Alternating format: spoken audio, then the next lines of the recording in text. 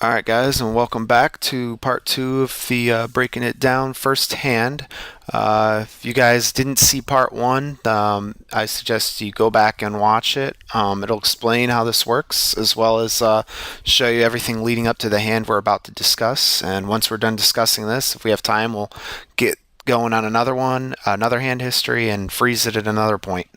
The first thing I want to do is I want to play through this hand as if I'm playing it in a session. In the middle of a session, you're not going to be able to break it down in the way that I'd like to do this with, entire hand ranges and what you do in every possible scenario. You kind of have to do that outside of the game so you're prepared when you get in the game. In this situation, we're going to go through the hand again. I min raise, he calls, and on the flop he checks. Now he has a very high check raise frequency, so I don't necessarily want to be betting a lot of flops like that I could get blown off my hand. I mean, there's a lot of hands here that he could check raise me with 35%, I believe it was. Check raise 35%, yes sir. So if he's check raising me 35%, it's going to make it really tough to play the hand on future streets if I bet and he check raises me and I have to call. If he's doing it with just a 10 or a queen or something like that, so I choose to pot control here in the moment. All right, we check behind. Turns a 7. As you know, he checks. And my thought process here is if he has a king, he would bet. The board's so wet. If he had two pair or something, he would bet.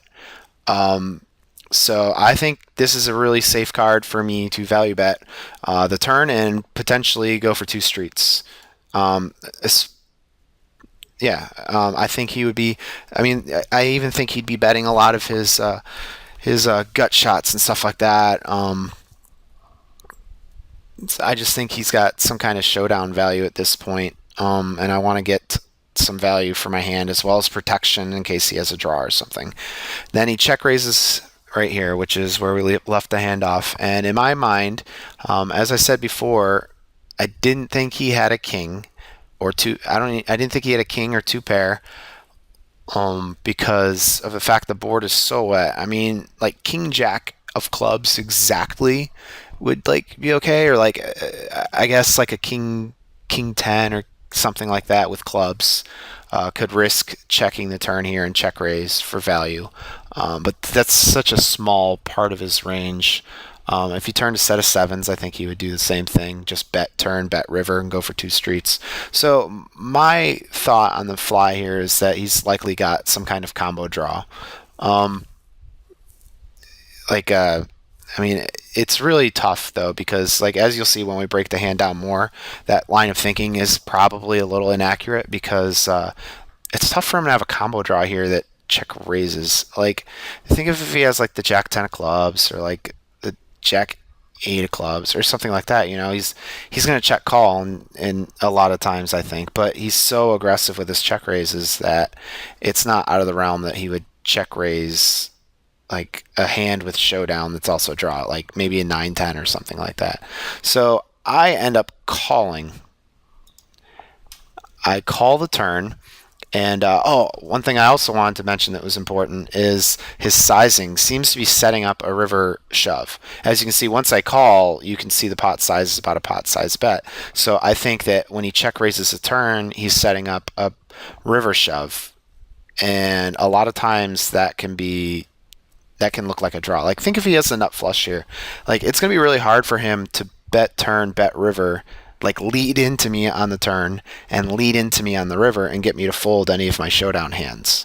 Um, I think that him check raising the turn with a big flush draw, even without the combo, anything else, like if he's just like I said, if he's just got a suited ace and setting up a river shove is in theory perfect because then it forces me to have to make a big call down with a very what appears to be marginal hand. I didn't bet the flop, so you can take a lot of my big hands out of the equation as well. It'd be I would not want to check back a king most of the time on this board, and or any of my really big hands, especially because of how wet it is. So I would just be taking a c-bet line with all my big hands as well as my strong kings. So from his point of view, my hand looks relatively weak. So it would be a good spot for him to check raise a big draw and jam the river. So I decide to call here, and reevaluate the river. I'm probably folding to like a 10, a queen, and a club.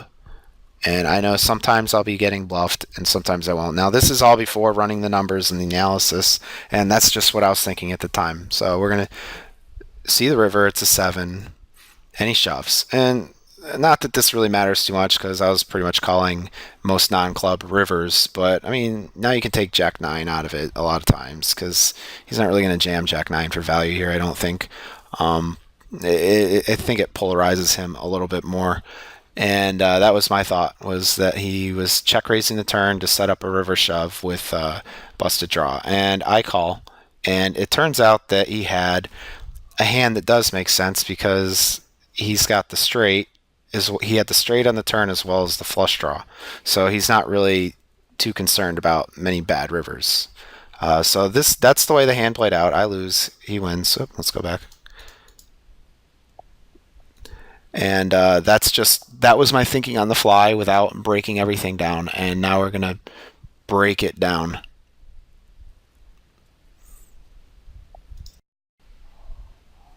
All right, guys. So I went ahead and spent a while working all this out the long way, and it's pretty interesting results here. So first we've got the villain has a 51% VPIP out of position.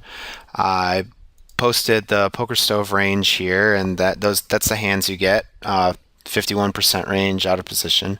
We're gonna do this the simple way right now. We're not gonna do like incorporate like randomness, like like with the next one we got a 3 bets 18%. I know that it's not a true 18% with most people because people don't 3-bet hands like queen 10 offsuit, but they'll 3-bet 5-6 suited and stuff like that, and they'll mix them in. But for the sake of this video, we're gonna keep it a little more simple and break it down this way. So again, he's got a 51% VPIP out of position, which results in these hands. Let me see, plug it. I'm debating if I'm gonna plug all these into stove for you or not, and just do a visual paste. Let's see, does that work? 47. Well, that's pretty close to that. I just plugged it in. That's his range right there. We can keep this open. So what I did is you take the 51%, we eliminate the top 18% that he 3-bets with. Let's move this over here so everybody can see it. So why is this not working? All right, so now we plug in what I did is that's his 3-bet range, and what I did was I deleted all these hands from the 51% of his total range, because that 51% includes his 3-bet range, but since he did not 3-bet in this hand, I decided to eliminate his 3-bet range. So that leaves... It's not letting me control A. I'm a computer nerd, I like doing that stuff. Alright, so that leaves this range. It looks kind of sloppy, but that's everything that is left of that 51% range that doesn't include the 18% 3-bet. And I know I see like 2-2 isn't highlighted here, but again, I'm doing it with raw numbers. I'm not gonna do ranges with randomness in it, which as you move up, you should obviously do that because it's a much better way to do it. But again, for the sake of this video, we're going to leave that out. So that leaves a 33% range. Not that matters. So now we're going to assign him a check raise range. Using the range I just showed you right here, giving all these hands, we're going to assign him a check raise range, which is, all these hands. And I know it's a lot to look at, so we're just going to plug in these numbers in stove so we get a little bit of visual. And I want to, and this is what I gave a check raise range. There's some hands in here that I took out. I'm sure there's some that I took out and some that I left in that probably shouldn't be there. I want to note that pretty much all of these suited hand combo hands, I made sure to eliminate all the other suits except clubs, so I did take that into account. But like I've got there's a couple hands that I don't have in there, like Jack 9 offsuit I didn't put in there. I just think he's going to be leading that much more often than check raising it. But again, it could be in there. But then there's some hands that probably maybe aren't in there, like 10-9 suited, and obviously 10-9 isn't going to have clubs in it because there's a 9 of clubs on the board. So, I think in the end it kind of balances out. But I think that's a pretty good range. It's only 15%, and he's. Oh, I'm sorry, I'm on the wrong slide here. Okay, sorry. So let's show this again. So this gives him a 15% check raise range, even though according to Hold'em Manager, he's check raising 20% of turns. So I think that this range is being pretty generous, and against a wider range, I think we would fare even better. And again, I added hands like King 2 suited, only the King 2 of clubs though, and there might be some other combinations in there, but I think this is a pretty good range given it's 15% out of the 20% it should be. And then what I did is I ran Jack 5 suited versus this range, which I guess I have that up. No, that's not the right one. Well, oh, it's because I got the wrong board out there. Okay, there, we're back on the turn. All right, cool. So we've got our board on the turn and our Jack 5 spades versus that check raise range we gave him, and we're 42%. And a lot of people think, I think a lot of people are past this, obviously. Just because you're 42% and you're not a favorite doesn't mean that you should be folding. So we've established that we're 42% versus check raise range according to this data that I've gathered. And of course, part of the skill of being a good poker player is getting the correct data. And this data right here is based, again, completely on the numbers without adding randomness to it. Okay, so now we're going to go a little more in depth with this. So on the turn, he bets 200 or I'm sorry, his check raise, it's 240 to win 720. So we're getting 3 to 1, and we need to be 25%, assuming he never jams the river, which is not the case. But just, in case he was check raising and he never, ever, ever jammed the river, we'd only need to be 25%, and we're 42%. So then we're going to go to the next level and say, assuming he jams the river 100% of the times, which I think is pretty close to accurate, these are the cards I determined we'd fold to, and pretty much any club, any queen, any 10, or any 8. And that's pretty much that's every river we fold to, which is 19 cards, and that would be 41% of rivers. And basically what I did is I ran like 19 outs with one pull is 41%. And the likelihood that Jack 5 is good if he shoves 100% of rivers and it's a brick, which means it's not one of the rivers that I listed up here and the ones I'd fold to. And for the sake of argument, I used 2 of hearts in Poker Stove, which I've still got up here, and that's why I was messing up my numbers before.